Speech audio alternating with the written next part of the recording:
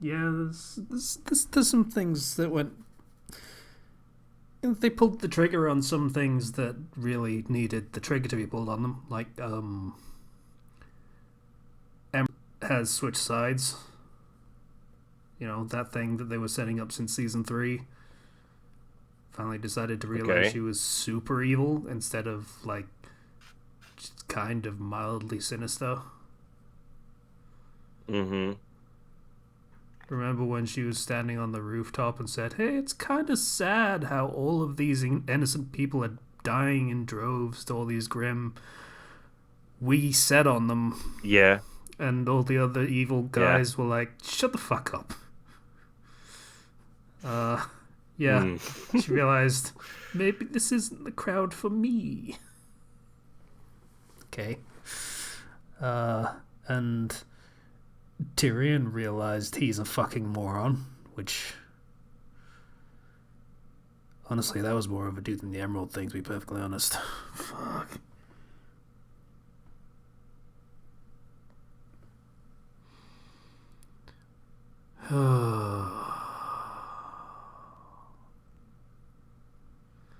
I don't know. It feels like a show that I decided to hate for very genuine and valid reasons, but it has improved significantly. But I don't want to see it because all the only taste of it I have in my mouth is the stuff that was very bitter and yet also very bland. It for a while I was like, okay, I'm not too sure on this, and then I liked it, and then it was bad, or it was boring rather. Then it was bad, then it was bad and boring, and decisions were made that are just they're still so stupid.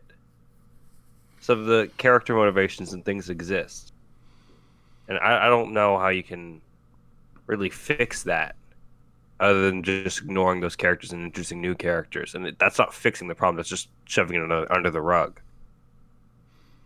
I mean, they did introduce a lot of new characters for the Atlas arc.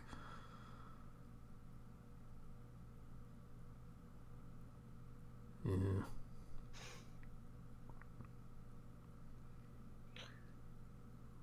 Just don't know why I should care, though, you know? Yeah. Fanbase is still fucking awful, though. So, that's cool. I mean,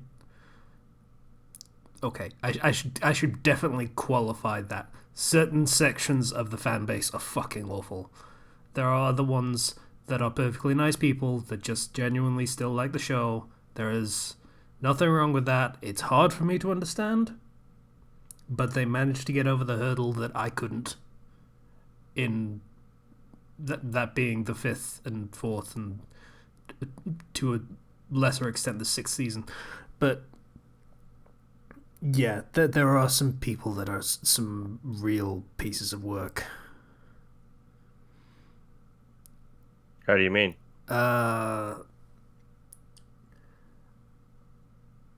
Like What sort of stuff they doing? Okay, there's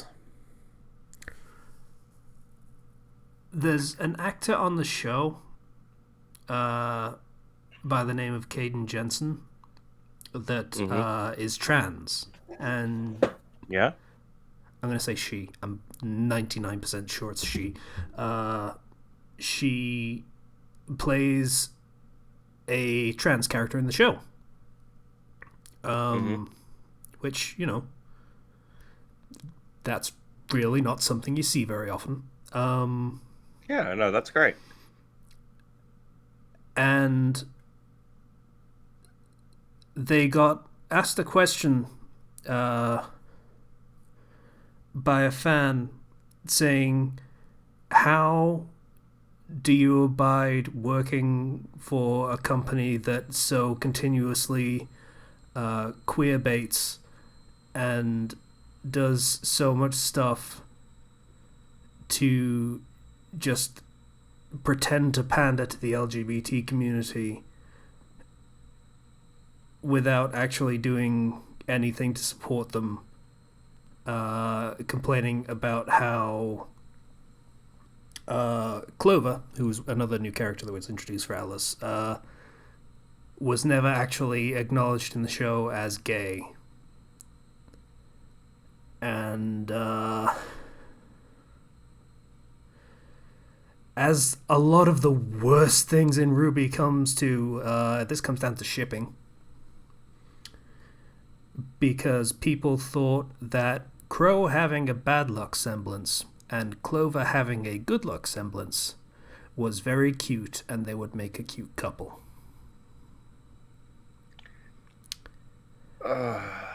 Clover was never meant to be gay. Like, that has been established by people on the show, writing the show. The creative team have said on multiple occasions he was never meant to be gay. That was all fanon stuff. And someone was asking this and accusing the company of queerbaiting to a literal trans person who works on the show, playing a literal trans person.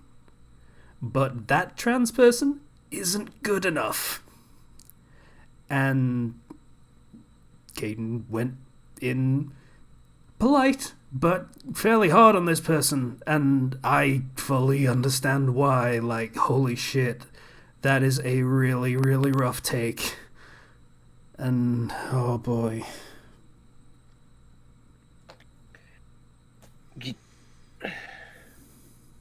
You really have to wonder, like, what is going on with your thought process when... Because clearly that person believes himself, that fan, believes himself to be in the right. Like, they are in the right to ask that question. But they're so in their own head, their heads up their own butt so much that they don't acknowledge the reality before them. So it's a very rude thing to try to say. I mean, especially considering the circumstances. Yeah. I think I said as much when I heard about this the first time. It's on another server. It's for another writer that I support because he is quite a good writer. This is where this other fan community of RWBY that I was talking about is the ones that are generally full of nice people that don't do shit like this and kind of fucking hate it. But yeah,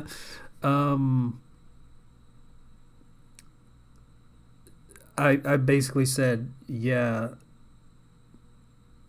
it's one thing to be so fucking gung-ho about your shipping that you do and say kind of terrible things. Like, we could talk about the fucking Bumblebee shit, which is Blake and Yang, for people that don't know, which is, as far as I'm aware, still not fully confirmed, but the closest possible fucking thing to being confirmed.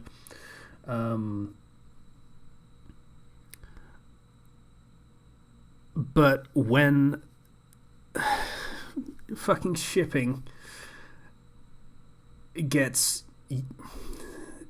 When shipping debates and ship wars start to drag in real, genuine issues that are really important to a lot of people, far beyond fucking ship wars, maybe it's time to dial things back a little bit. Maybe. The world doesn't revolve around your imaginary relationships that fictional characters have. Yeah. It's all about perspective, and it's all about priorities, and your priorities are clearly out of whack in that situation.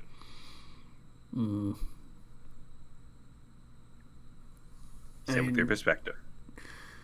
Yeah, it's a difficult thing for, for me and for us to wrap our heads around, because, the show is called the Fandom Flux podcast. By the way, welcome to the Fandom Flux podcast. We're kind of short-staffed this week. I started it without telling Zero, as I usually do.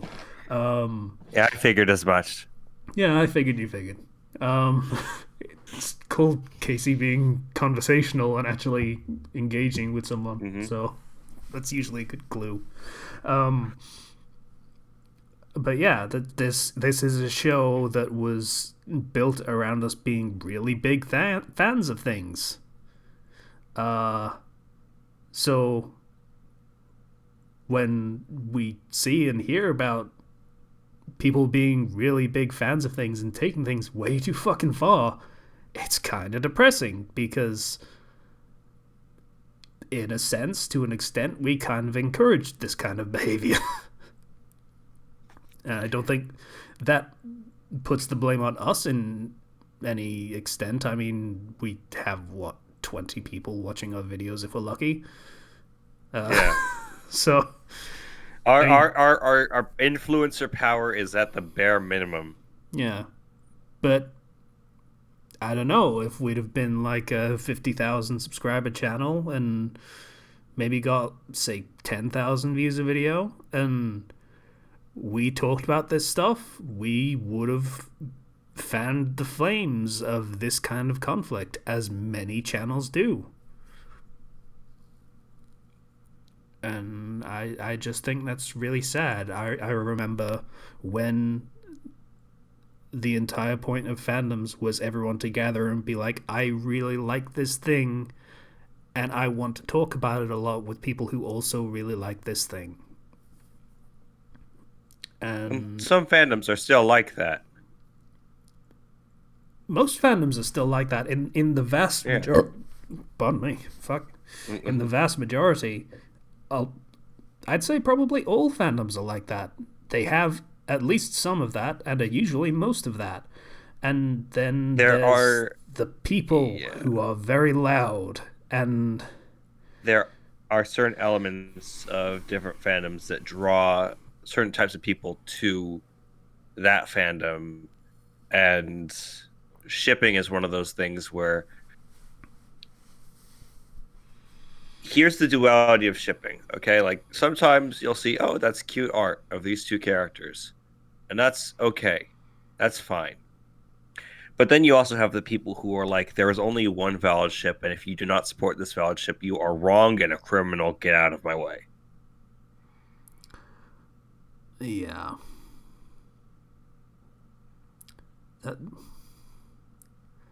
The worst part is that is the mild reaction to that sort of thing.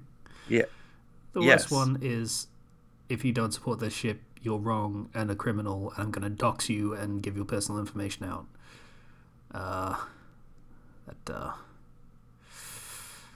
Yeah. Or, I was watching a movie with my family the other night, and this ties into it. Trust me, it's the one where the famous author, gets into a car crash and kind of breaks his legs, and the crazy fan of the author takes him into her house and basically keeps him prisoner so he can finish his next book for her. Yeah, and my headphones just disconnected. Great. Hold up. Hello. Testing. Testing. Testing. Testing. Testing. Testing. Testing. Testing. Testing. Testing.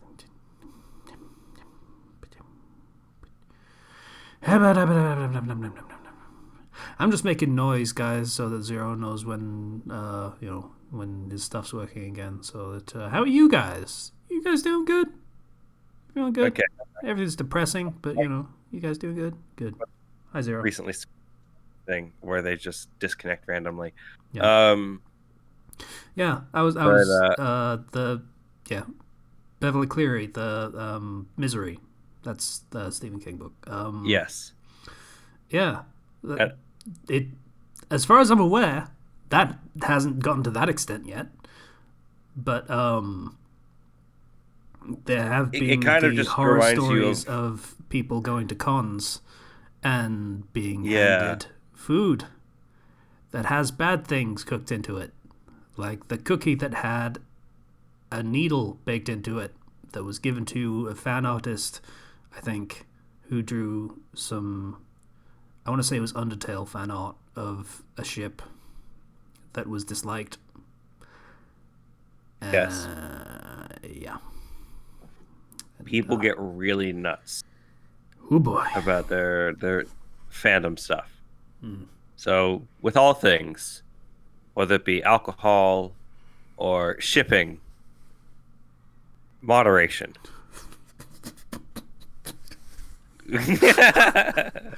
Okay, I'm just waiting for the shipping prohibition so that we have speakeasies and shit for people to talk about fucking ship wars. All the new dojins are here in the underground basement. Come on, quick, we gotta go look at them before the police come to take them away. Fucking shipments of dakimakuras, and they're just held in police precincts. Oh, the body pillow covers. Fucking mafia gang.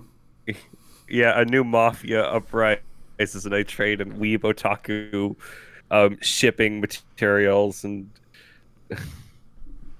the Daki Mafia. The Daki Mafia! There we go! Oh man. That's the stinger. Yeah, that's the one. Alright, yeah.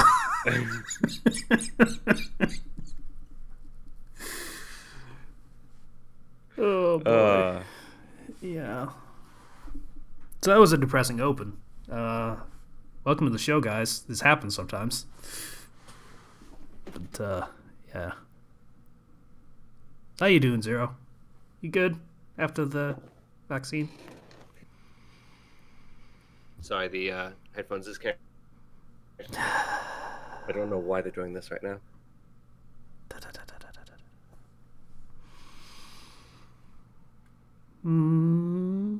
Okay. Anyway, we were talking about the Daki Mafia. I said, "How you doing?" We kind of moved. Okay. Yes. Sorry. Headphones just, I don't know what's going on. Maybe somebody has a remote control somewhere and it's turning off my headphones. That would be weird. But yeah, how you doing after the vaccine and stuff? Okay. So I got my second vaccine shot, and it knocked me the hell down. Nice save. And I had a fever first. I woke up like middle of the night, fever, massive headache, just in pain, agony. And I was like, oh no, the podcast is today. Yeah. I was like, maybe I can tough it through this. And Nope. I had trouble getting out of bed because I was so cold from the fever. Like, maybe if I bring my blanket with me and then my headache, and I'm like, I don't know if I'll be able to do a podcast with a headache this bad. So I was just like, hey, I don't think I should be able to do this. And I'm going to take some time to recover, and I'm glad I did.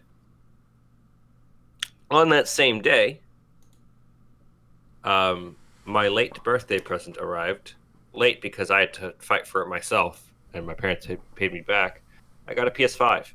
Yay! So I had to go on to... Like, the shortage is real. I saw that there was an announcement for Walmart's going to have PS5s in stock. And they were releasing them in like 10-minute waves. So the first would be at 12, then 12:10, then 12:30, then 12:40, all the way up until 1 o'clock, right? Yep. 12 o'clock comes around. All right, add to cart. Enter in CAPTCHA. It's gone. What do you mean it's gone? You're serious? It's gone. It hasn't even been 10 seconds.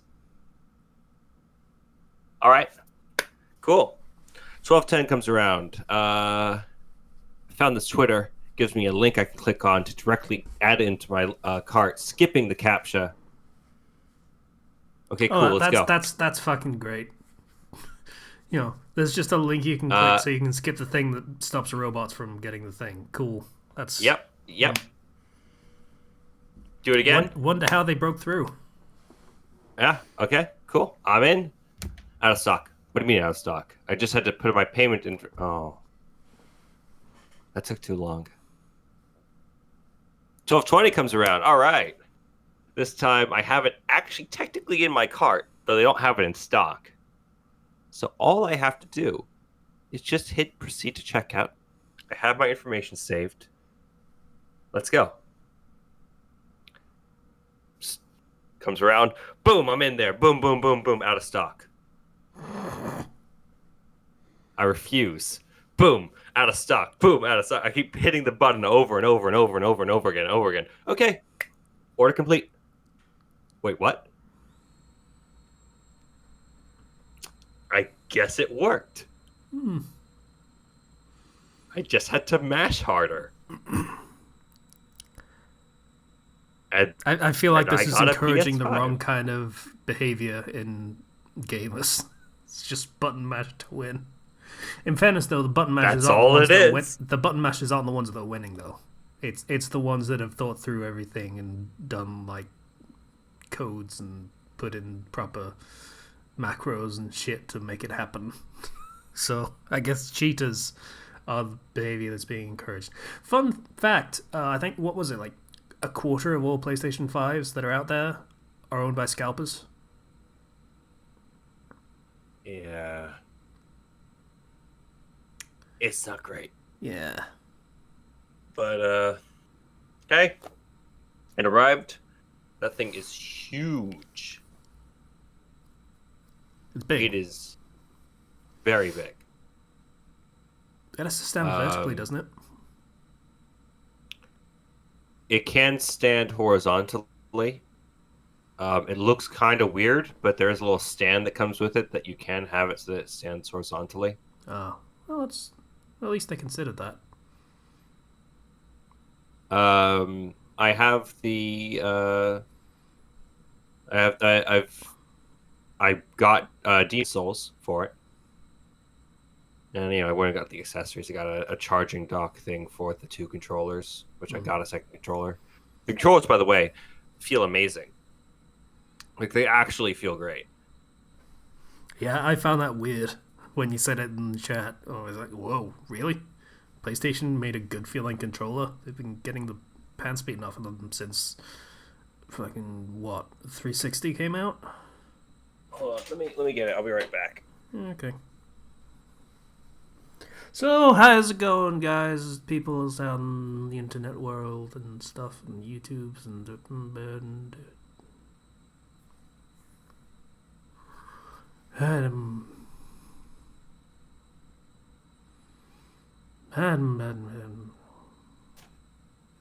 Alright, so I have with me a PS4 and a PS5 controller, like back to back. First thing you'll notice is that the shoulder and trigger buttons are significantly bigger. That's good. That is one problem of the many that the DualShock 4 has, is that the triggers are too small and the shoulders. The controller itself is just bigger and has a better shape to it. I feel it's a lot smoother and feels easier to hold.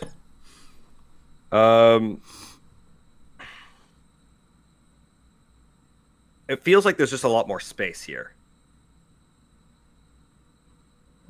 The buttons even a lot more space for like the hands to rest on the thing rather than just sort of hanging, like as you just find specific spots to grip while you're trying to hit the buttons. That's how the DualShock 4 tends to feel. Like the DualShock 4 holding it, my hands feel slightly too big for this. Yes. Right? Absolutely. I don't have that problem with the PS5 controller. Like it's allocated space just enough that it doesn't feel cramped.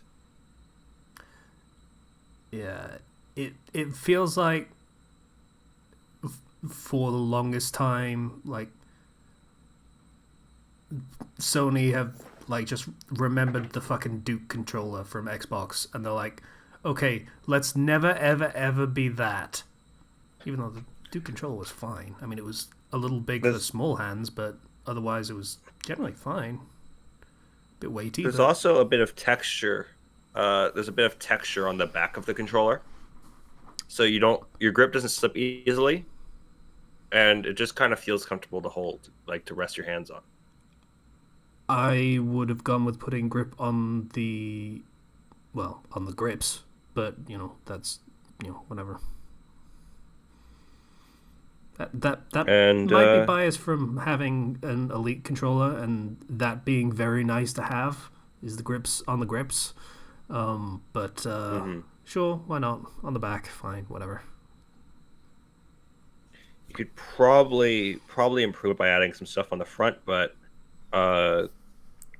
by the way, the PS button is now just literally the PlayStation symbol. It's not a circle with a PlayStation symbol on it. It's just the symbol, and I find that kind of funny.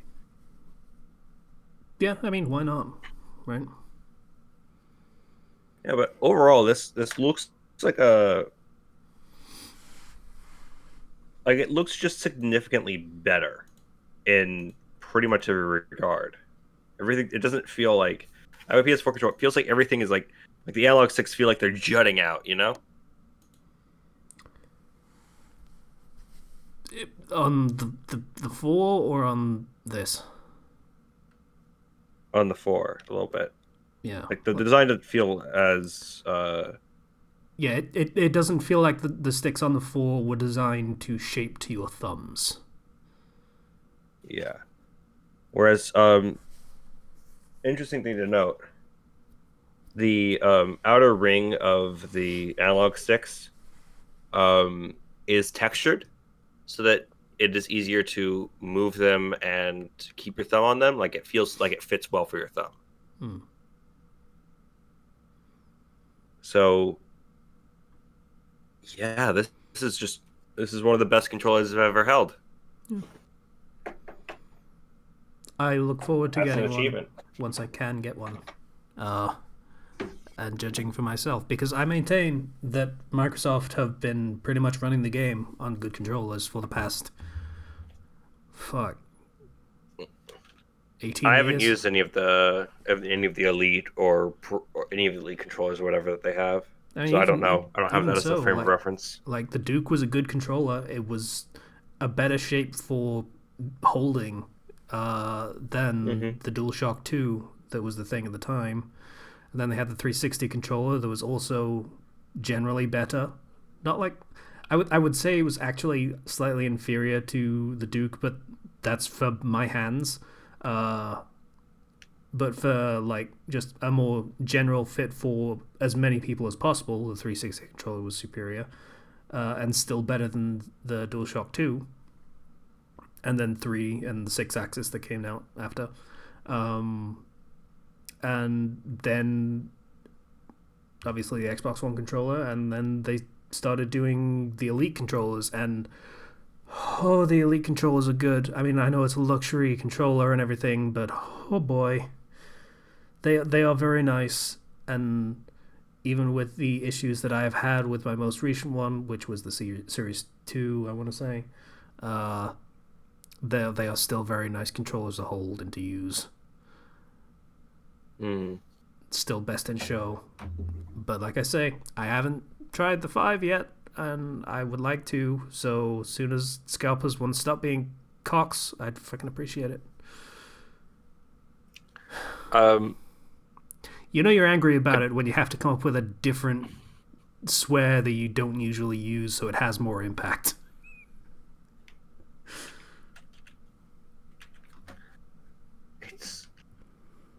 I'm just like even checking. Oh yeah, even 2 hours ago. Out of stock. Out of stock everywhere. £700 on eBay. Go fuck yourselves. But Yeah, this is the worst. I do want to say though, as for the system itself, it doesn't currently have any themes. I But mean, you know fucking that's whatever okay. themes. Who cares? I like my themes, but uh, I noticed something. Hmm. Um, that system downloads things really fast. Oh my god, they fixed the stupid netcode shit. Oh, thank god. It it's like at the most to download all the data needed to play Demon Souls. It took me instead of the wait 5 hours like sort of thing of like oh that's the whole day. It's like oh just 30 minutes, if even that. Probably faster than that. Yeah, that was such a fucking ball ache on the floor. Is such a ball ache on the floor because everyone still has the fucking floor. I'm gonna let it go. It, it was a problem, and I'm glad they've actually acknowledged it and done something about it instead of saying no, that's the PlayStation experience or whatever the fuck. Going to the store is instant. You don't need to wait for it to load and then possibly crash on its way to the PlayStation Store. Yeah, let's be real though. They fucking needed to do that. They 100% Yes. needed to. They have a digital edition PlayStation 5. If it didn't have decent netcode for downloads, that would have been trash. Mm-hmm.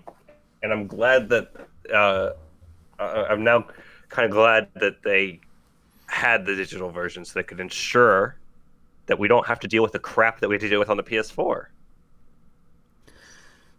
Yeah, we just have to deal with different crap, but it's the whole actually buying your own shit and owning it is a lost cause at this point. Like for reference, to transfer all of my data from the PS4 to the PS5, and then transfer all of the downloaded games that I have for my PS4 to the PS5, it's going to take me 4 hours, as opposed to it taking me 4 hours at least for each one of those games. Mm. Um, I didn't even actually. I ended up just transferring just my account and everything, and then I'll just re-download the things one by one when I want to, because it's really easy. Doesn't take that long at all. Feels good. You know the way I like to Also, think about that whole yeah, obsolescence thing with yeah. downloading games and only getting a license for downloading and using them. Mm-hmm. I bought that license. There was no such thing as a rental agreement. So once Sony goes down and decides, hey, fuck you, your entire game library is gone. As far as I'm concerned, I have free reign to do emulation because I paid for that fucking game. It is mine. So Yeah, I will play it on whatever emulator then exists and just continue to enjoy it because fuck you, I paid my money. It's mine. that's fair. I played Demon Souls, and this is my first time ever playing Demon Souls. Have you ever played it? Demon Souls, no. That one I skipped because it lacked some of the things that I really appreciated about Dark Souls. You know, the whole connected world and everything, all locking into one giant map and all that stuff. That felt more like in the spirit of exploration, whereas Demon Souls sounded more a bit arcadey, which has never really been my bag. So Uh, Getting to play with it a bit. Um, First things first, the game looks beautiful, like absolutely beautiful. I should I hope was just kind of in awe of how beautiful that game looks. It should, yeah, when it's your PS5 game, it's like you want a PS5 for this game, right? this Um, remake of all a game my that came out for the PS3. Yeah. yeah, all my Dark Souls knowledge came back to help me out here, and I made it through the. So it drops you into a level first, and it then pits you up against a Vanguard demon, who is the not really the first boss because in the tutorial he's supposed to kill you. Um, but he's like the he's basically the asylum demon from Dark Yeah. Souls 1. He's supposed to kill you, but you can kill him. I took no hits from him. Yeah. I fought that freaking when you return to the jail in Dark Souls 1, Yeah. that boss, and I fought that boss without any clothes on, so I could dodge better. Yeah, that was the There's no important way thing that for that this guy boss. was He could just one hit you most of the time. So yeah. yeah. So there was no way this boss is going to kill me. Yeah, I mean, let's be fair. Demon Souls was the first of its kind in that sense. So that boss was less. You can come back to this and do it as like a challenge run later and try and beat it the hard way, and more of, hey, dumbass, this isn't the usual kind of action game. So this guy's gonna teach you a lesson, and then you're gonna come back and you're gonna kick his ass. Cool, cool. So he's hard, but he's not like absurd, I guess. Yeah. Well, I kicked his teeth in. Because you have practice from other games and such. Because I have practiced for other games, and this is something I'm very much used to. Yeah, something and, literally impossible when the game first came out. So, yeah. Going through the first sort of level, you have to go through the first level before you can actually level up. And you're going through in spirit form. Like, though they are separated into their own sort of worlds, these worlds are vast, and there's a lot to explore. And there are shortcuts within those worlds, which I enjoy. Like, it's not like I guess it is its own separate worlds that are throughout everywhere, but they are interconnected within themselves. And yeah, I went up against the Phalanx boss, which was laughable, because it's Phalanx. But it's really cool to see Phalanx in the original Phalanx form. Oh, you mean Phalanx is in the in one other from words- Painted World? Yes. Huh. Yeah, it was kind It of is weird. Phalanx, That, and there's that, like that, that thing was just kind of there in Dark Souls Yeah. 1. Well, but in Demon Souls, before you fight Phalanx, you start to find little miniature like split-off Phalanxes that are like guarding staircases, and they're really hard to fight because they have a shield and a spear, and it's hard to get behind them.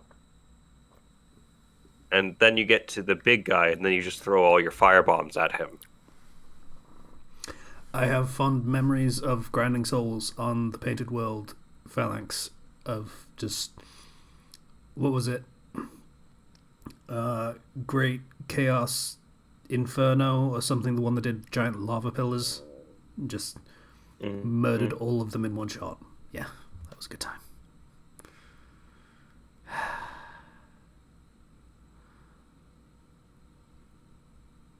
But yeah, it was a lot of fun. Just getting to sit down and play that for a couple hours, and I think that if they can get some games out, please, and get more consoles out, please, the PS5 is going to do well. I continue to wait patiently for a PS5, but also God of War 5. Yeah, I'm actually really excited for the new Ratchet and Clank game, and that's partially because I used to play all the Ratchet and Clank games, and then I stopped for a very long time. Oh, But there was one for PS3 that was really good. The Crack in Time, I think it was called. I don't think good. I got. I never owned a PS3, so I didn't get to play that one. That was the I did one play that had little Mario Galaxy style levels where it's just a little sphere planet and there's puzzles and stuff on them. It was cool. Like you traveled in the spaceship as like kind of like the way that it works in Kingdom Hearts 3 with the gummy ship stuff. Yeah. Yeah, and you could fly around to little planets that would have cool little extra collectibles and stuff on them. It was and puzzles to solve. It, it was. I miss that game. I wish I could still play it, but it's a PS3 game, and the backwards compatibility for PS3 is rough. I know. Let's see. There's like Outriders, which is the Square Enix game coming out in April. Is that the Yeah, Overwatch clone? It's no,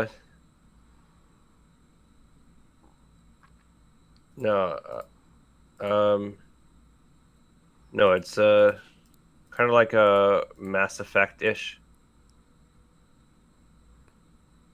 I have no idea what that is. Then I forget. I have watched all of the bullshit stuff of like Game Awards trailers and shit.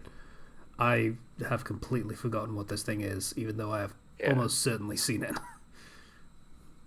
There's that Returnal game, which also comes out in April. Resident Evil Village in May. Deathloop in May. Knockout City. Intergrade comes out June 10th, and Russian Clank comes out June 11th. I have forgotten about all of these titles and everything involving them. Like, I recognize the names even, but I... Intergrade is FF7 Remake Intergrade, the DLC with... oh yeah, Yuffie, yeah. Yuffie. Yeah, I like Yuffie. Then there's Back for Blood, which is basically the next Left 4 Dead. Yep, effectively. Same studio. Mm-hmm. It's Left 4 Dead with some features and things that they learned from Evolve that worked, unlike most of the game. But God of War... Evolve had problems. God of War Ragnarok. Of the game. Yeah. Well, God of War Ragnarok is slated to come out sometime this year. Supposedly it won't, but that was the announcement. Hey, well, we can hope. But yeah.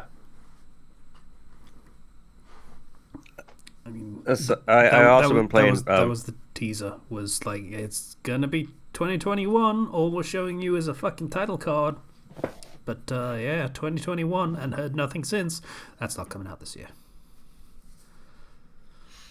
It's not. Well, we can hope. Persona 5 Strikers. I've been playing more of that. I want to play that when I have time. It's on the list. It is It is good. Just go. That's it. It is good. It is fun. Okay. Important question. Yeah. Can I keep boinking Makoto in it? There is, in one of the later things, a little date section where you can choose a party member to go on a little date with you. Nice. So you can say that's the canon relationship if you wish. Yeah, and every other one is completely valid, and no one needs to lose their shit and bake needle cookies. So, it's cool. Mm-hmm. Except for Futaba, that one's fucking weird.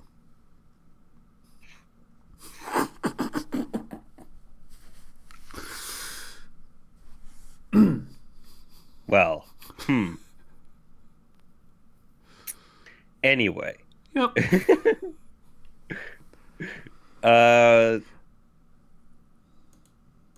There's a huge leak recently with Elden Ring. You hear about that? I did not. I often forget that Elden Ring is a thing. Yeah, a trailer dropped by somebody leaking it. It was spread around real quick before it got shut down. Elden Ring is basically still everywhere, naturally. Yeah, Elden Ring is basically open world Dark Souls. I mean, Dark Souls is open world Dark Souls, but okay. I mean, like, big open world with horse riding as a mechanic. Okay, I'm in for that.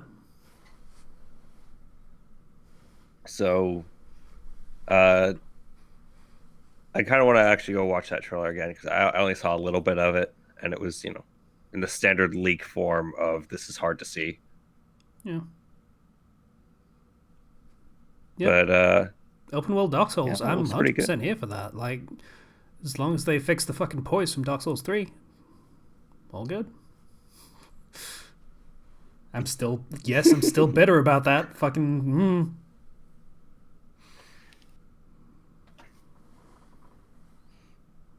Trying to think what else really happened because it's been a little while. Um, though I think I've talked your ear off for quite a bit about my own week. Oh, don't mind. I've got fucking nothing. What do you have though? Please tell me. I mean, the fuck have I done? I've argued on the internet a bunch about stories and shit. I wrote stuff and shit. And still have more to do and shit. I can.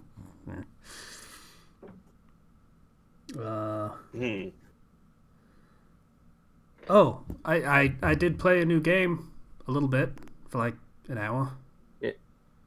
Okay. I played Valheim. Oh, I've been hearing things about that. It is quite a comfortable game to play. Said by someone who generally doesn't like fucking survival crafting games. Like, I like the one that everyone knows about. I like that one. And then everything else has been garbage, as far as I was concerned. Well, not all of them. Like, Subnautica was fun-ish, but not. It was. Ironically, for an ocean world, it was very dry. You ever hear a joke that you just can't not say? Anyway,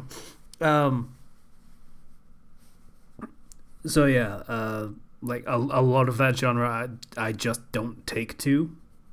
But Valheim was instantly very comfortable to play. Like, there were the visual style of it is very pretty. Like, just a random generated world, you get dumped into it, you have nothing, you know the drill, but just wandering around this kind of idyllic looking forest, and the way it all looks, like the look comes together and looks great. So it becomes just a pleasant world to inhabit, which is a thing that so many of these survival craftathons get wrong or don't even fucking bother with. So that's very nice. The crafting, it's kind of fun to try and build a house, and it just fucking doesn't work very well because I suck at building.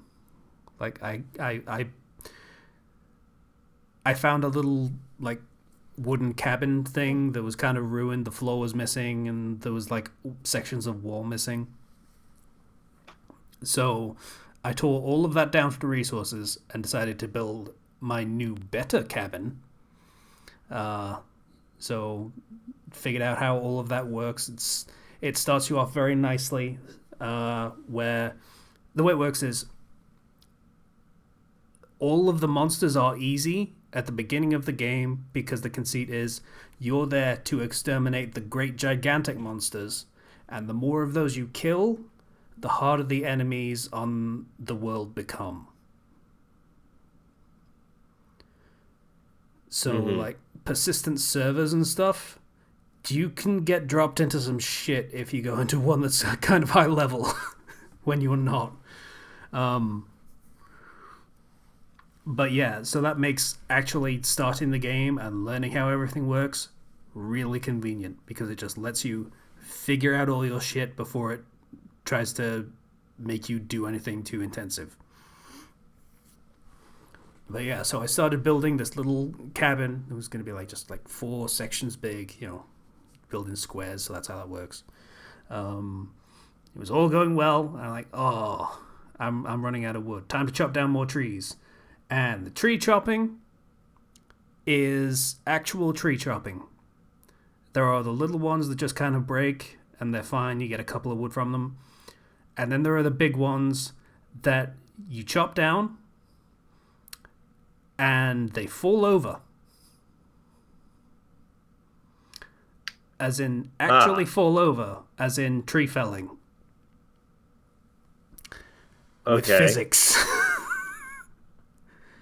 That sounds like you're gonna die. Well, I found out early on when I was like, hey, okay, there are these little trees that you can get wood from. All right, that's fine. Can I chop down the big trees? So I start hitting one. It's like, yes, you can, but you need an axe to do it. All right, build an axe. It's one of the first things the game tells you to do. All right, I made an axe. Let's chop down a tree. Chop it, chop it, chop it, chop it, chop. Tree falls down into a gigantic log that falls flat. It turns out I'm on a hill. So that log rolls over and squishes me a bit, so I have no health. So I'm like, okay. Fallen trees can hurt you, even when they are already on the ground. This is now known. I will be aware of this in the future. So I scarf down whatever food I can find to get some health back. Get back to the mission, which is make a house. Cool. Okay. So we're back to me building this house. I've almost finished, but I need a little bit more wood. So I go to the tree that I had chopped down earlier. So, like I say, tree felling has physics. Trees can fall down and knock over other trees. Sometimes. Oh. Sometimes. Oh. So. And what about the other times? So a tree I chopped down, fell over, knocked over another tree, which fell over and got caught in the boughs of another tree. Presumably because it didn't have enough momentum to knock down this tree as well. I have to assume. I don't actually know. So I'm like, okay, there's a log right there. I'll just chop that. It's fine. Just step back a bit and everything's cool. And I chop. The log breaks, and then I am dead. Because the way the tree felling works, you chop it down, it's one giant log. You have to chop it more to make it 2 logs, and then you can fucking harvest it for resources. So I chopped it the second time, it turned into a smaller log, and then it squished me. Instantly. Yeah. Unfortunate as that was, I had a blast during all of it. So that was really cool. I got chased by a boar that really fucking wanted my shit. Got ambushed by a weird little creature that I didn't get the name of because everything is in kind of small print. You can change the UI a little bit, but not as much as I would like. Found one of those super monster tombs that I'm supposed to kill, and I'm like, nope, but good to know it's there. Cool. Hung out with a raven. It's like a tutorial NPC kind of thing. It's all.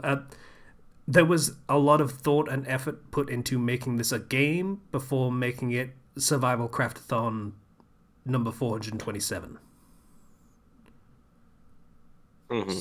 So I feel like just based on that, they put in enough effort to definitely have earned my money. So yeah, I recommend that. Like I say, that other server that I'm part of, they have their own Valheim server that I wish I could have participated on if I had more time, but I don't. So yeah, that is probably good fun with friends if I had time to be hanging out with friends.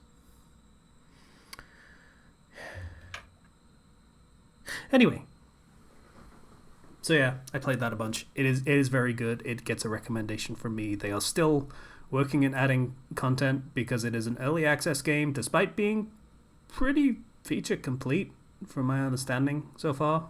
Like you can do all kinds of cool shit. Like I say, you can build giant houses and cook really good food and build like gigantic longships that you can go sail the seas on, that birds can land on and abduct like aliens. Say it's early access. There are some slight glitches, but it's, whatever. The idea of a bird coming down and just plucking my giant longship out of the water and flying away with it is pretty fucking rad. Yeah, so yeah, that's a good game. I'm glad you're enjoying it. I just everything that I've heard about it just doesn't seem like my type of thing, you know? I've never been as big into the crafty games. Yeah, like I say, it's a genre that I have always hated because it felt like no one put in the effort to make them games beyond doing exactly the same fucking thing that Minecraft did. So to see this one actually go all in on, hey, we're a video game, not just gather resources and put them together in certain shapes to make things. We're not just fucking Legos. There's objectives to be completed and a world to be explored. There is a point to this. So that's pretty cool. And I respect the gumption of the developers to actually try in a genre that generally doesn't fucking try. I'm super salty about Rust and fucking the 6 different fucking zombie versions of this genre, and oh boy, there's a lot of them.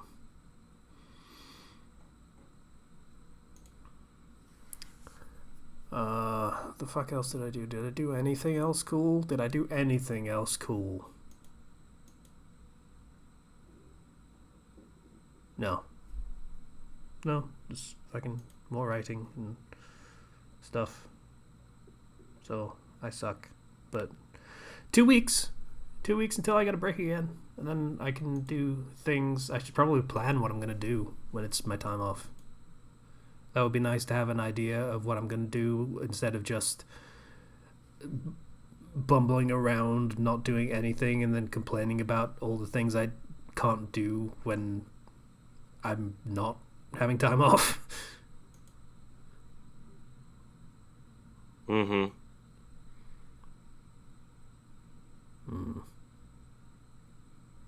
My headphones have been cutting in and out a few times. I've been just trying to fix it.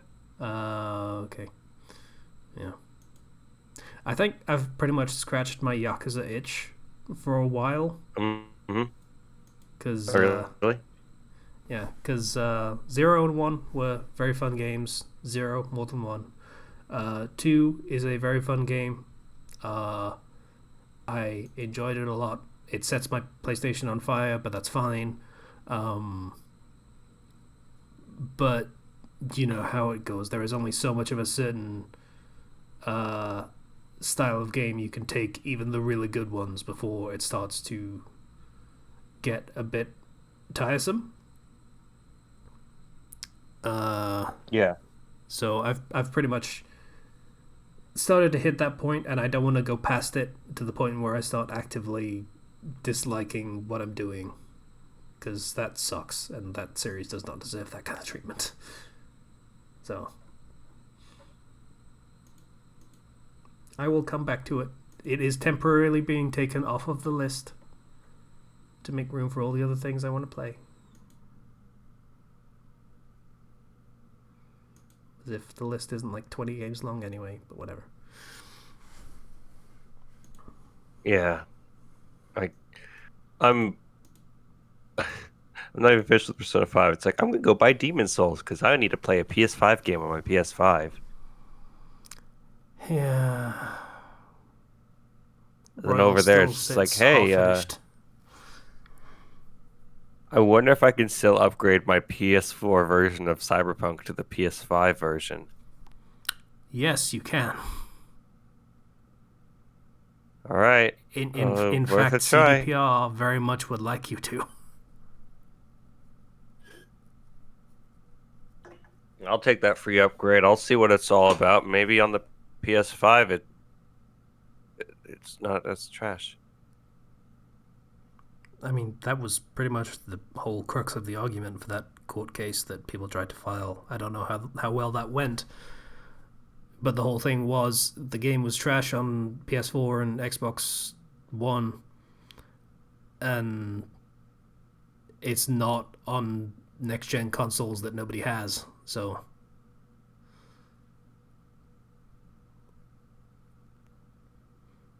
the backlash was more than the game probably deserved on those consoles.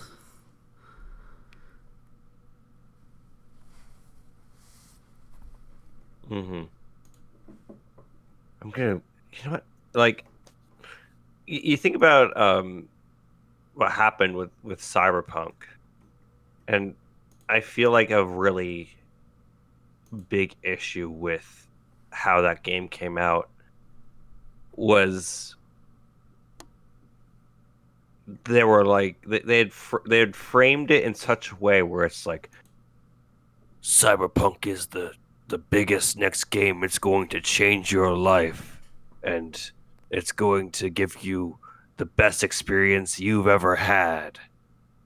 By the way, look at this trailer, which is completely fake. Here's None of the this thing. is actually in the game. I feel like their marketing didn't say that. Everyone on that fucking Witcher 3 hype said that.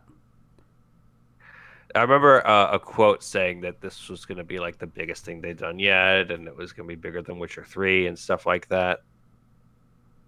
Hmm. So to a certain extent, they had stoked the flames. I think that a lot of people took that stoking and then went and brought it to the next step because they had to wait so long for it. And Conveniently Witcher 3 is really ignored the good. part where, in the last year of development, which is really fucking important, the COVID thing happened. So, Yes. you know, that that does not do good things to video games when there is a massive seismic shift in how their development has to proceed in the last year when they're trying to finalize everything and do bug testing and all that really important stuff that makes a game work. Yeah, that's I wonder how much of like the backlash was. Well, I mean, fucking what games? Fucking Final Fantasy VII remake came out and that did fine, and the Resident Evil 3, I want to say 3 remake, that came out fine. Mm-hmm. Why did your game do shit? Game that came out 7 months into the pandemic. Everyone There's else no. handled the pandemic fine. Look at all these games that came out in March. It's one thing that I say is that there's never any sympathy for circumstance. Hmm. Hades came out Um, fine. That game came out in September. Ignore the part where it's been playable since fucking 2018. yeah.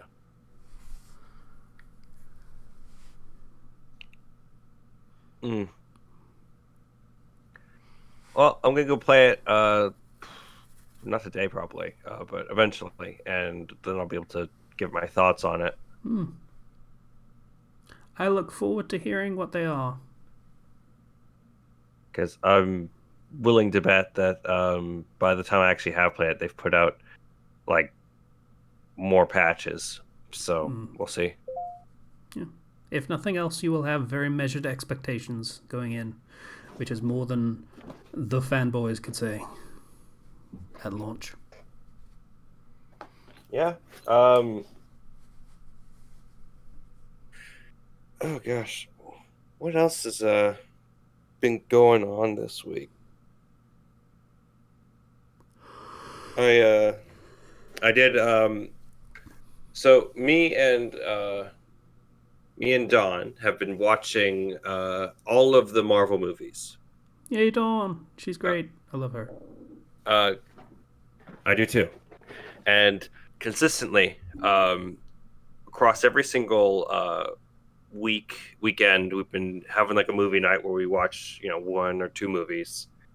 And we finally hit Infinity War. Ooh.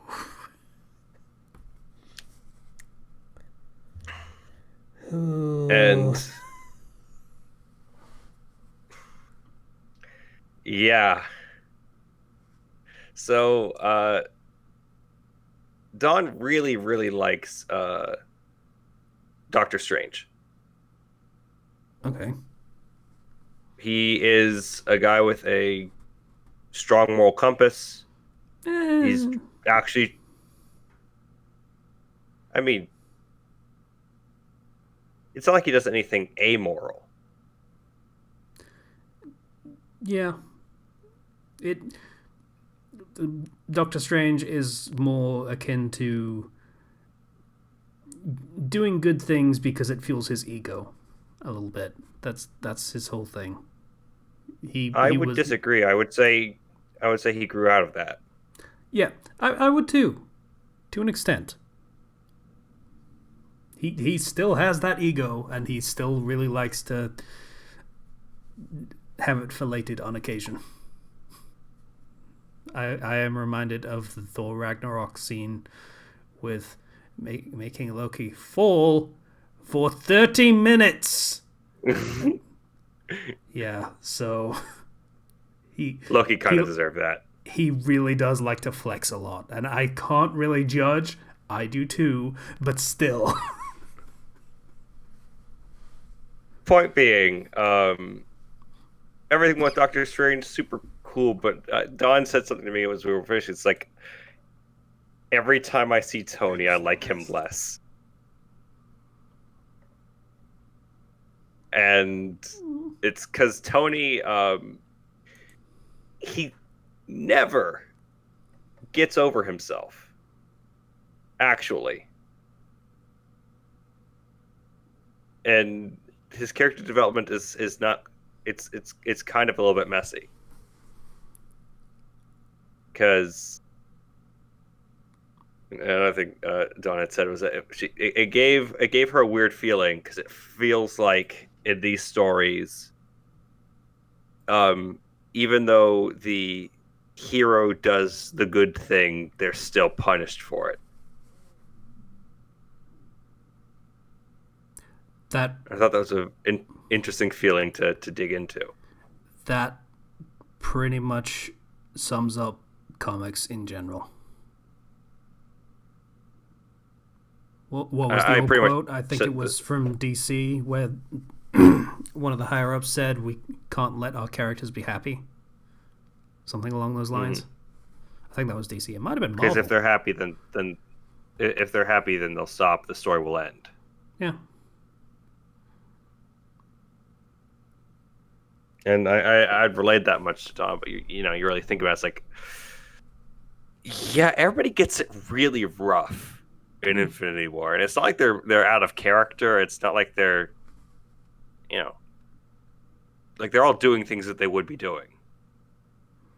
Fucking Peter Quill.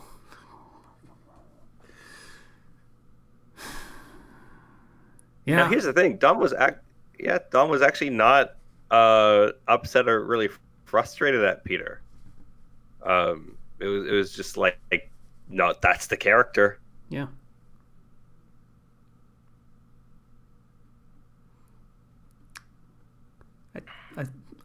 I think it's kind of fair to be frustrated at Peter Quill because pretty much everyone gets frustrated at Peter Quill because he is he is literally a man-child. Mm-hmm. He doesn't have he lacks maturity. I remember watching a Lindsay Ellis video on Guardians 2, examining his character, basically.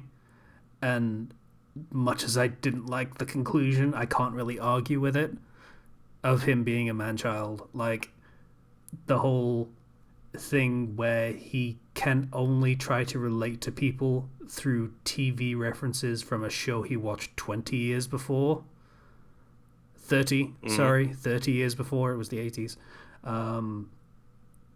And he's trying to use these TV cliches to relate to literal aliens, exemplified no better than when he's making a fucking Cheers reference to Gamora to explain how he feels, and she just screams at him, "I don't know what Cheers is." And yeah, he doesn't know how to operate on a personal level. Like, he feels a lot of things very strongly, and he hasn't learned how to deal with those feelings at pretty much any point, or how to express them, or how to suppress them. He's been denied those opportunities. Yeah. To a certain extent. I mean, he was raised with, well, I want to say Ravagers, but that might be wrong. Yeah, Ravagers. Is it? Oh, cool. The Ravagers picked him up. Fuck yeah, I know my shit. I'm an expert. Yeah, but he grew up with them, and they are not about suppressing anything. They are not about holding anything back. You feel something, you let people fucking know you feel it. Often by punching them in the face.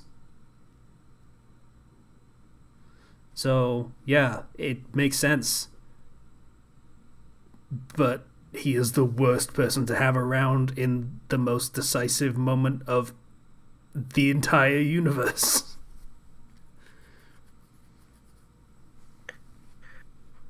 There's a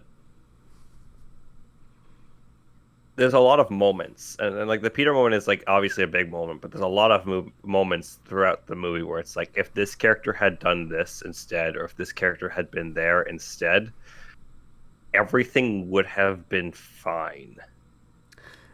That is actually a flaw with Doctor Strange, because he has that. I looked at fucking 5 million instances of this moment. 14 trillion. Thank you. Fucking really? Yeah, okay. 14 trillion, sure. And only one has a positive outcome.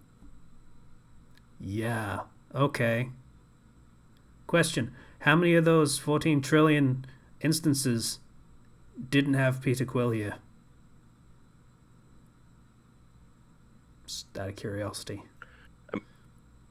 I mean, given that when he's doing that, they're already all on Titan, it's just like, from this point on, what can we do? Because Peter's already here. Oh yeah, you're right. Yeah, that's a fact. So, yeah, how can we find a way through this in which we all don't end up dead, or we end up with like at best an extremely Pyrrhic victory? Like, which one do we actually, win? Yeah. Because obviously there's variations where they win, quote unquote, but they, it's a tremendous loss, and I mean, they're alive at least.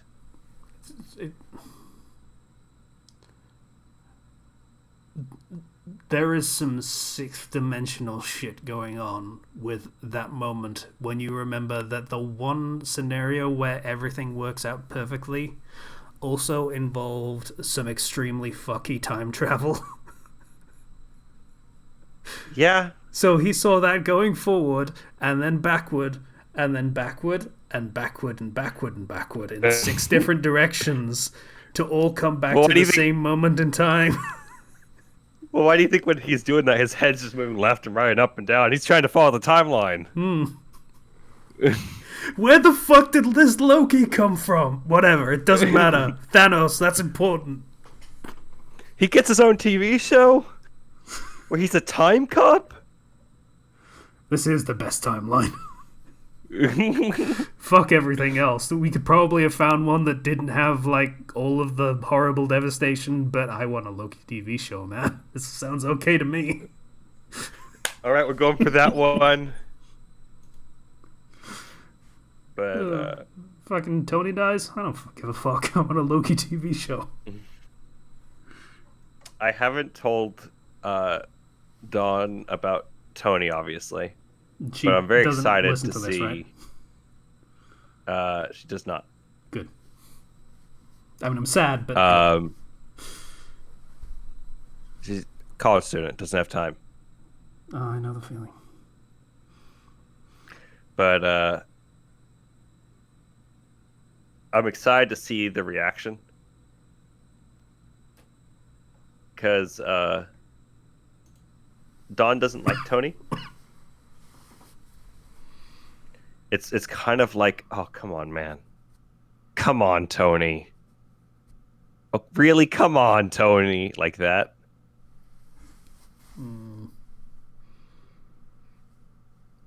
He is a character with a box full of issues that sits in a truck that is also filled with more boxes full of his issues. He's got some problems, and they delve into those pretty well. And he has enough intelligence that it becomes a problem. That his problems become the world's problems. Yeah, which was the argument he should have made in Civil War, but he didn't, so... Yeah. But, yeah. Excited to see what comes next with that.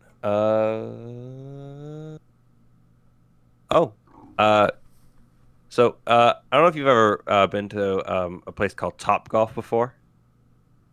My throat. It's fucked. Probably not. It's probably not a thing that exists in this country, but I assume it's like mini golf. Probably not a thing. It's basically a driving range with several different large holes with kind of like different sections in them. And you try to hit the ball far enough to land into one of those holes to get points. Oh yeah. And I somehow like unlocked Ultra Instinct and got 200 points in one game when normally I average like 50. It felt really good. Speaking of Ultra Instinct, a character in my D&D game unlocked Ultra Instinct. Okay. For reference, this character is a monk who actually got isekai'd in from Japan. What's his backstory? Right? And it was like, actually, no, he's actually from this original fantasy world, but then he had ended up getting transported there, and they got transported back. Complicated stuff. But every time there's downtime in the game, he trains. Even when there's no immediate benefit, he still trains. Consistently. Want to RP with another character? No, I'm going to go train. And for 3 years of this campaign running on, he has, without fail, on every occasion, gone to go train. Cut to the latest session. It's hard to reward a level 20 party for doing numerous boss fights back to back like that, right? Because they have all the magical items and the attunement slots all filled up. Yeah. They're already leveled up to level 20. So I gave them a deck of many things, but with only basically good cards. And said, okay, go ahead. And it really, a lot of it helps kind of contribute to their epilogue.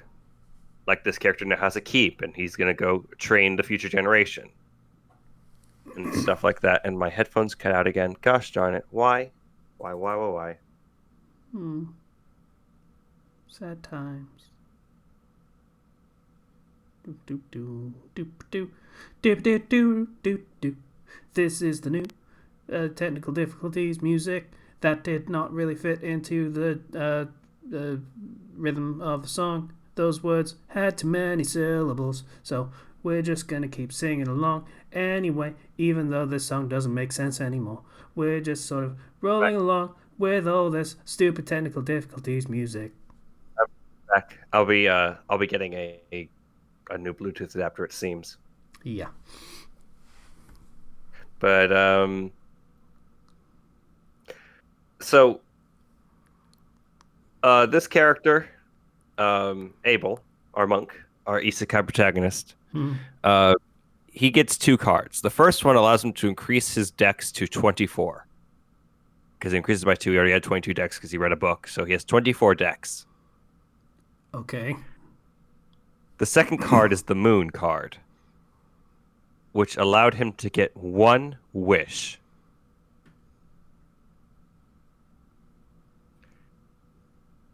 And you know what? This guy who has spent his entire campaign from level 2 to 20 training, you know what he wishes for? To train more. He wishes to unlock Ultra Instinct. And I'm just like, I see no reason why I would ever deny this to a person whose entirety of the game has been working towards Ultra Instinct. Yeah. Like, that is unseen devotion. And it's like, all right, I start playing the Ultra Instinct music.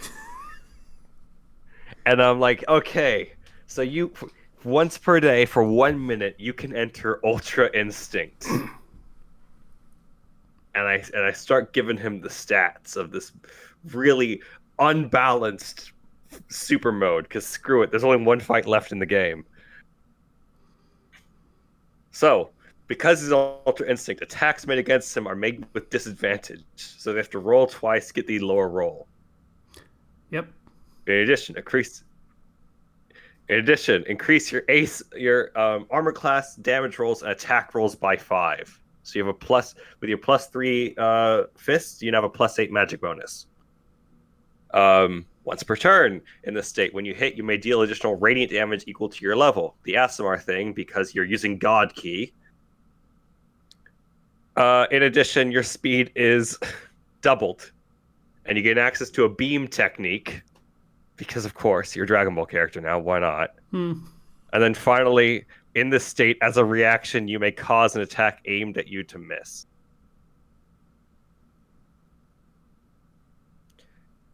Just here, you're broken now for 1 minute. I don't care. You broke me as the DM. You used the most powerful spell in the game to wish for power, so screw it. You have power now. Yeah.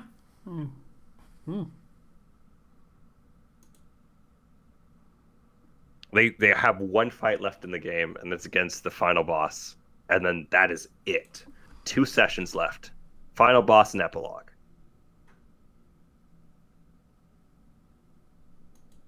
So, pulling out all the stops here. Yeah.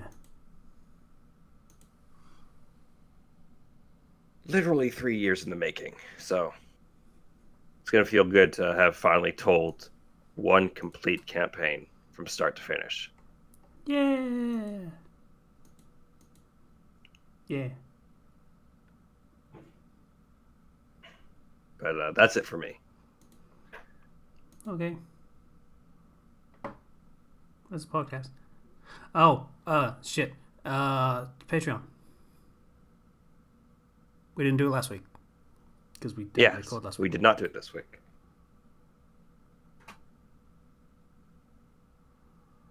All right. Dun, dun, dun, dun, dun, dun, dun, dun.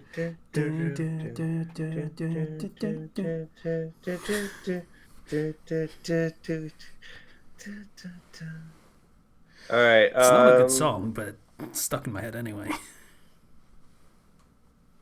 So thank you to Sailor of House Thunderbird for your $1 donation. Thank you to Vale for your $10 donation. Thank you to Bifresh for your $20 donation. Thank you to Ryu for your $3.50. Thank you to Greek Guy for your $1 donation. Thank you to Ethan F for your $10 donation. Thank you to Bomber BCM for your $20 donation. Thank you to the Crossbrain for your $10 donation. And thank you to Tempest Troper for your $5 donation. You guys are great. You guys are awesome. Yeah. Go get yourselves a soda. Soda sounds good. Actually, sleep sounds good. I tried desperately to get a power nap in before we started recording. It did not work. It did not work. Mostly because there were kind of terrifying noises coming from downstairs, and I don't know what they're about. I don't really want to, but I needed to stay awake in case they decided to burn my flat down somehow. So, yeah, it's fun times. Love living in Stoke. It's great. So, yeah. There's a podcast. Discord. Public. Link in the description. We have so many stupid emotes. It's kind of ridiculous. And I don't even know what half of them are supposed to be anymore.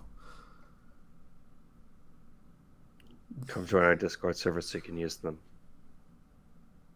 There are multiple emotes specifically devoted to how and when you should not.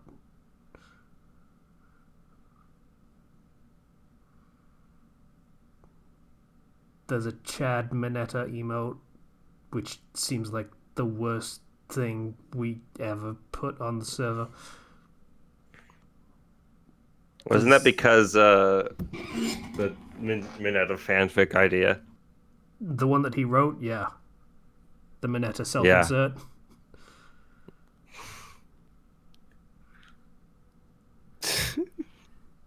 The one where he went to fucking criminals to get, like, DNA modification, so even though he self-inserted into Minetta, he didn't have to be Minetta.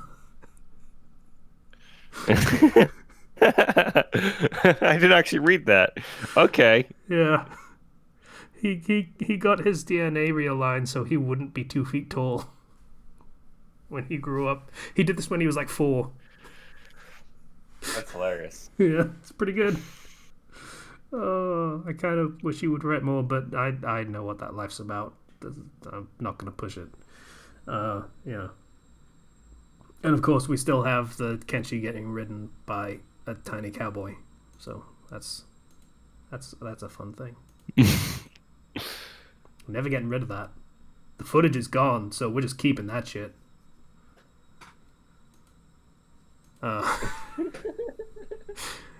Yeah. And it's a record for posterity, Kenshi. Even though you're definitely not listening to this, you'll be glad to have it when I don't know. It's memories of the good times at I've forgotten the wrestling promotion's name. You were a champ, tag team champ. It was cool. I watched some matches. First wrestling matches I ever watched, actually.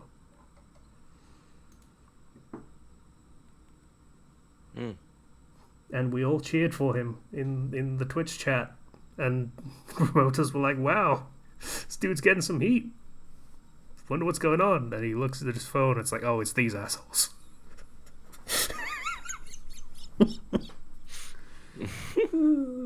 That was fun. Yeah, Patreon also is a thing, and if you feel like it, don't feel obliged. So yeah, that was a podcast. Thanks for listening. Bye, everybody. Bye.